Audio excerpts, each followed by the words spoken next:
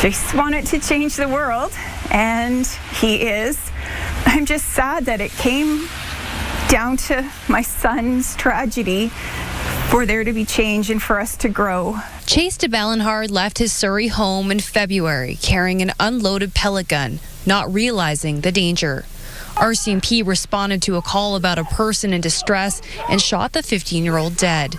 His parents say, as an autistic teen who functioned like a 10-year-old, he didn't understand how his actions could be perceived. Now, for the first time publicly, the public safety minister has confirmed there will be a coroner's inquest.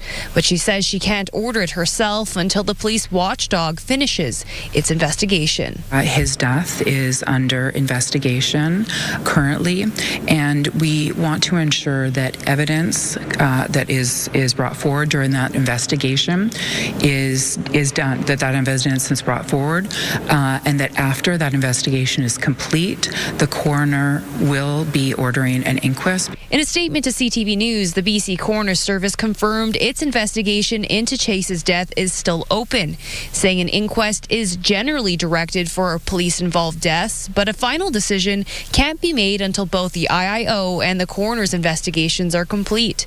The agency added that decisions aren't publicly announced until a date is set. We know how important it is for the family to have answers, and we are committed to a robust process that includes the investigation, and then we'll go forward with the coroner's inquest. Surrey Cloverdale MLA Eleanor Sturco, who represents the family in the legislature, says the minister is passing the buck. To have such a lack of commitment from the government and have them seemingly passing the buck to the coroner's service, must be incredibly disheartening.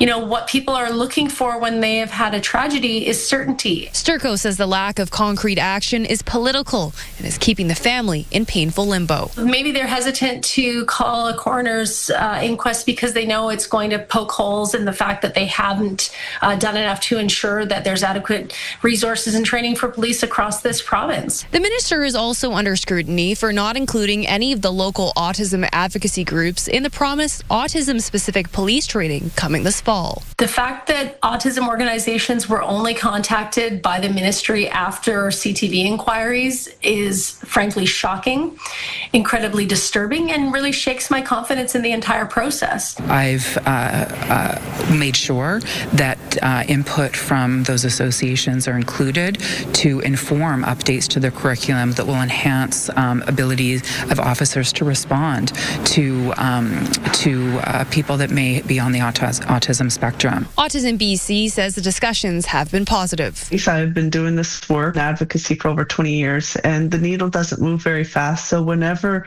we take steps, I'm always hopeful that change will occur.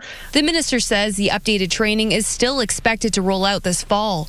But for Chase's family, the promise of a coroner's inquest remains just that, a promise with no date and no end in sight. Reagan Hasegawa, CTV News, Vancouver.